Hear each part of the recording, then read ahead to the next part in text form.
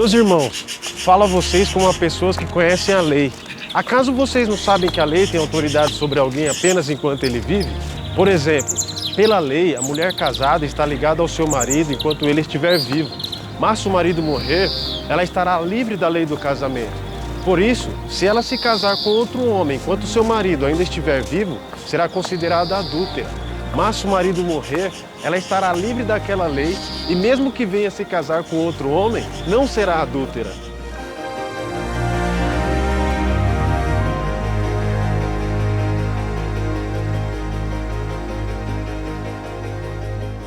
Assim, meus irmãos, vocês também morreram para a lei por meio do corpo de Cristo, para pertencerem a outro, aquele que ressuscitou dos mortos, a fim de que venhamos a dar frutos para Deus.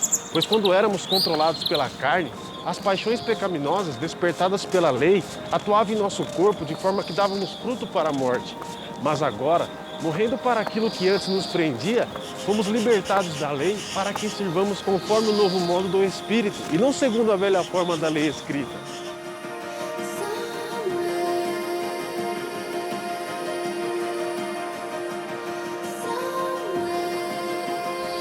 Que diremos então? A lei é pecado? De maneira nenhuma. De fato, eu não saberia o que é pecado a não ser por meio da lei, pois na realidade eu não saberia o que é cobiça se a lei não dissesse, não cobiçarás.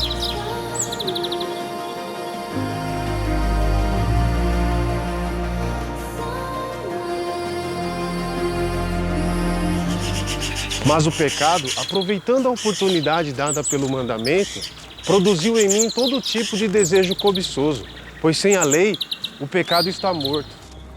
Antes eu vivia sem a lei, mas quando o mandamento veio, o pecado reviveu e eu morri. Descobri que o próprio mandamento, destinado a produzir vida, na verdade produziu morte. Pois o pecado, aproveitando a oportunidade dada pelo mandamento, enganou-me e por meio do mandamento me matou. De fato, a lei é santa, o mandamento é santo, justo e bom. Então, o que é bom se tornou em morte para mim? De maneira nenhuma. Mas para que o pecado se mostrasse como pecado, ele produziu morte em mim por meio do que era bom. De modo que por meio do mandamento, ele se mostrasse extremamente pecaminoso. Sabemos que a lei é espiritual. Eu, contudo, não sou, pois fui vendido como escravo ao pecado.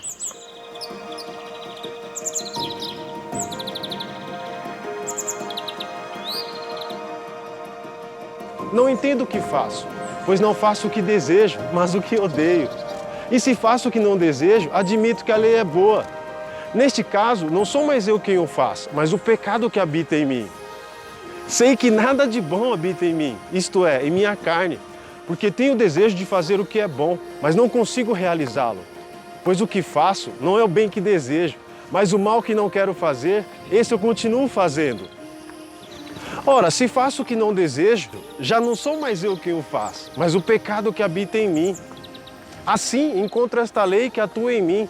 Quando quero fazer o bem, o mal está junto a mim. No íntimo do meu ser, tenho prazer na lei de Deus, mas vejo outra lei atuando nos membros do meu corpo, guerreando contra a lei da minha mente, tornando-me prisioneiro da lei do pecado. Miserável homem que sou, quem me libertará do corpo sujeito a esta morte? Graças a Deus por Jesus Cristo, nosso Senhor, de modo que, com a mente, eu próprio sou escravo da lei de Deus, mas com a carne, da lei do pecado.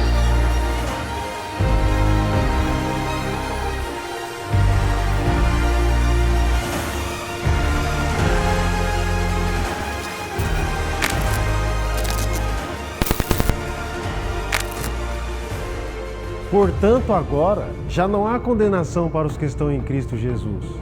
Porque por meio de Cristo Jesus, a lei do Espírito de vida me libertou da lei do pecado e da morte. Porque aquilo que a lei fora incapaz de fazer, por estar enfraquecida pela carne, Deus o fez enviando o seu próprio Filho. Eles querem realmente manipular os pensamentos das pessoas e criar caminhos tortuosos. Romanos, no ano em que morreu o rei Uzias, eu também vi o Senhor assentado sobre um alto e sublime trono, e a cauda do seu manto enchia o templo. Serafins estavam por cima dele, cada um tinha 6 asas. Com 2 asas cobriam seus rostos, com 2 asas cobriam seus pés, e com 2 asas voavam. Clamavam uns aos outros, dizendo: Santo, Santo, Santo é o Senhor dos exércitos.